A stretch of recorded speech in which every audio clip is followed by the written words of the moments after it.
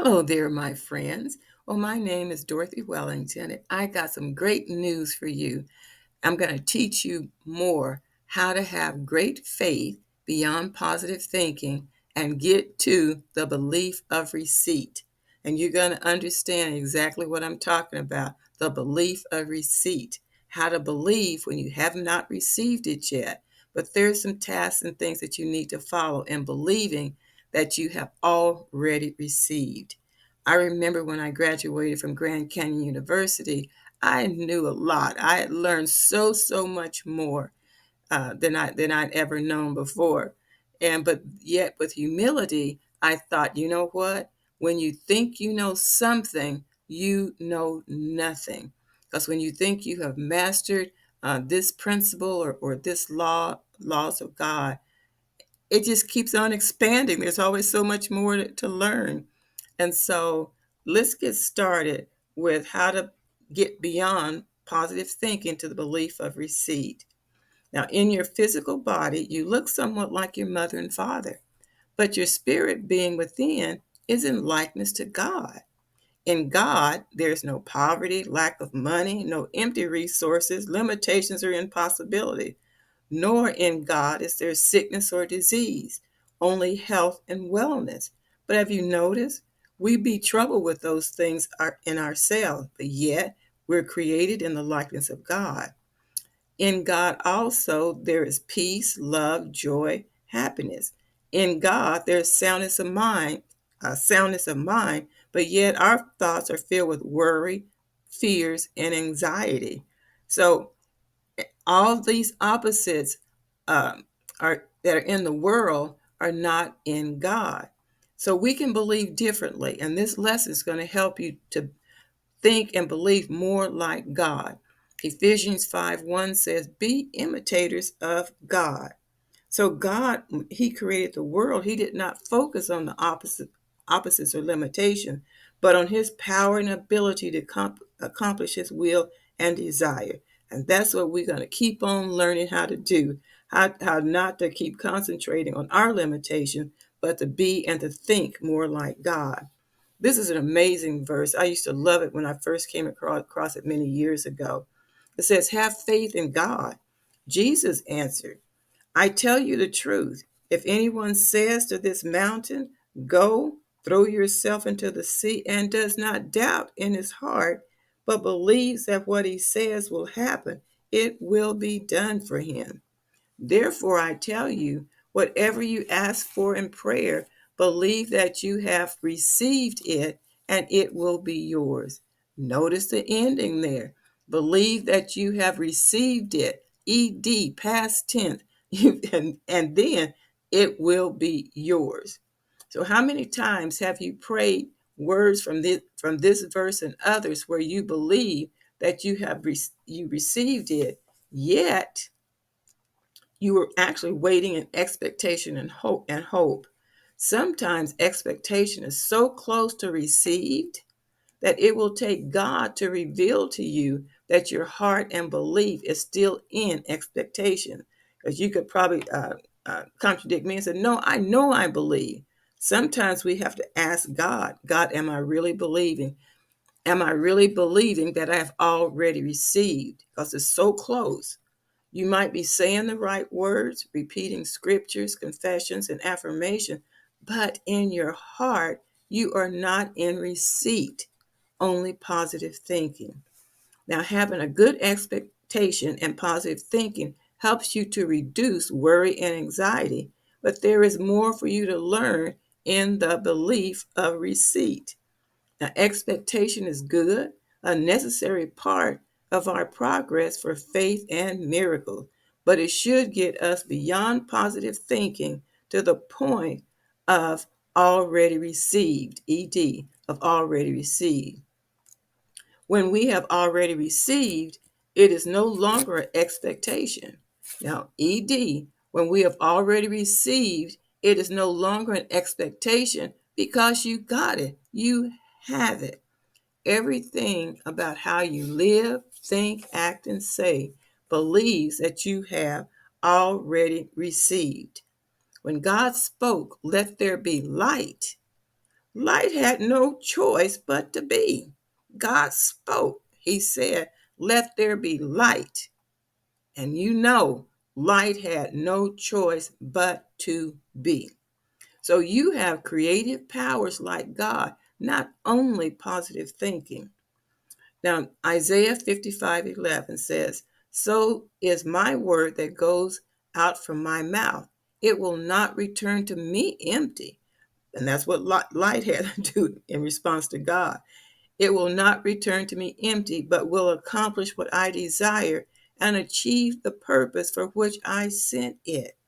Now, God had that confidence. Whatever I say, it will not be void. It will not be empty. Now, this is what God said, and this is also can be your word. You can say, think, and believe the same as this verse said. So you can actually say, "So shall our word be that goeth out of our mouth. It shall not return to me. It shall not return to us empty." The belief of receipt is not impossible or a level that you can attain. Now, think of it this way. There was a time in your life or a testimony you have heard, quote, "Things were so bad, I just threw up my hands and gave up. Then the miracle happened. God intervened." That's what believing that you have received feels like. You have talked with God about your need or problem. You have spent time with Him and came out of prayer feeling good. If you're not feeling good after prayer, people, you need to go back. Maybe later that day and the next few days or every day until you feel good about that need or problem. Because not feeling good is an indication of fear, worry, and doubt. Because once you feel good, when you feel good, that's an indication of faith. And then you can move beyond positive thinking to the belief of receipt. Now, saying every day, "I am receiving, I'm receiving, I'm receiving," this is still showing a detachment from your desire. Well, Dorothy, why is that? I think I'm saying the right thing because you have already believed that you have received it. "I am receiving" could be in the present or tomorrow. But when you say, "I have received $100," that miracle is done. It's all, and so now you're ready for the next miracle or your next desire being met. Now I'm going to give you 4 daily notes on what you can do since you have believed, ED, that you have received daily. 1, emotionally be spending the money, paying bills, riding in a new car, walking room to room in your new home, enjoying what was once troubled relationships, employment, needs that you have desired. Okay. You don't have any of these things yet, but you're going to be emotionally in your spirit being spending the money. You're going to be emotionally seeing yourself heal, seeing those kidneys doing good, seeing arthritis being dismissed from your body. All the labels that have been placed on you, especially around sickness and disease, you're going to have to start seeing and emotionally feeling good that these things of your desires coming to pass. And that's what my book, Be Healed While Waiting to Be Healed. I talk to what you have to change, what you have to be doing. And I say it also in this book, you need to ask yourself, it's not God's fault. You need to ask God, "God, what must I do to be healed?" And God will give you inspired steps and changes, and so that you can at least feel better than you did yesterday, and then miraculously, and sometime in a short period or a long period of time, see those desires that you want uh, to be delivered from and made well in sickness and disease. You can have a new car, but you got to emotionally be seeing yourself in it, riding in it. They said new cars have a certain smell to them. All those beautiful things. Seeing all the bills being paid, seeing no debts, seeing yourself paying everything on time. Emotionally, is not being upset and worried and stressful. It's being happy, like I told you before. When you go into prayer with God, You need to come out of prayer feeling good. So you need to be emotionally feeling good by all the opposites that you do not want in your life, that do not align with God. And when you don't feel good, it's also a signal that you're in a bit of worry, fret, unbelief, and fears. Number two, use your imagination, and I call this visions of thought for what you have already received. Again, it hasn't been manifest. Things may still visually look the same. Your body may still feel the same, but you have to use your imagination and visions of thought for what you have received.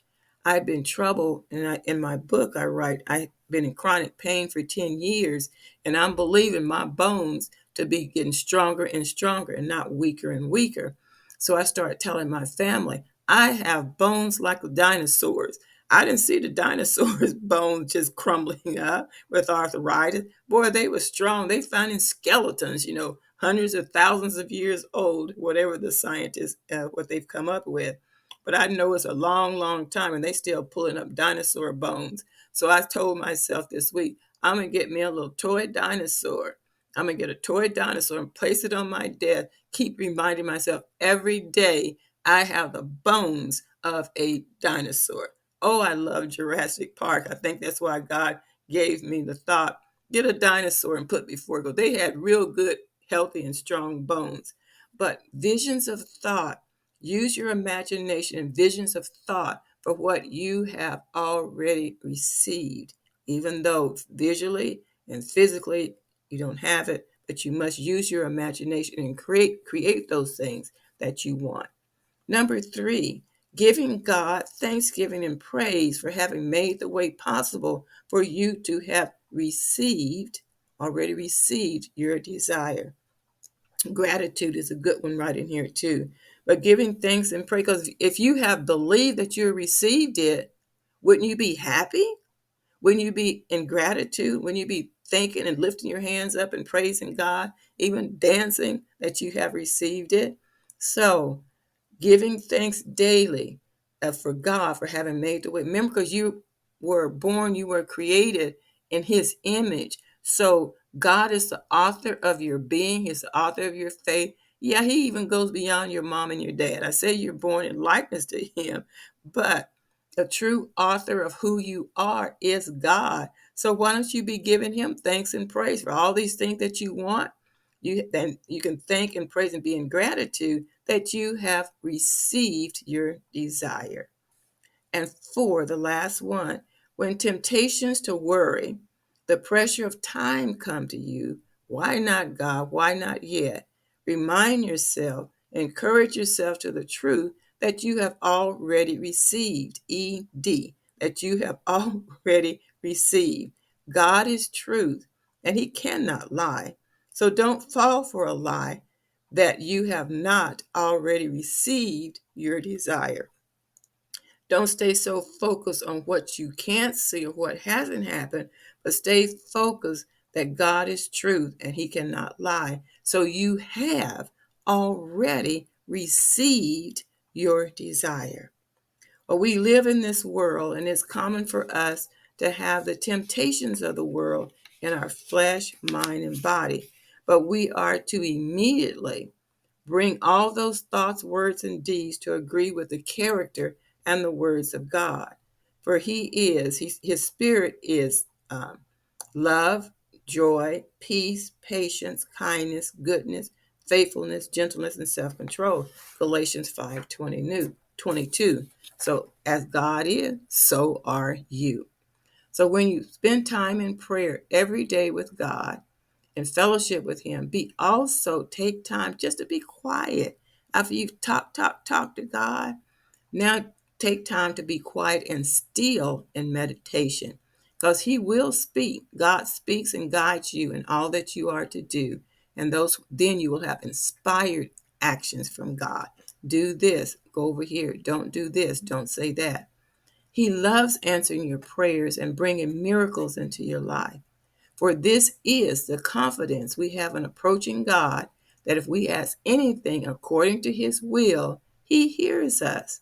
And if we know he hears us, whatever we ask, we know that we have what we have asked of Him. Amen. Amen. And below the video, you'll have the link to get the two books that I've talked to you about. Thank you so much for joining me in this video. If you have any questions, any comments, I'd be happy to hear from you.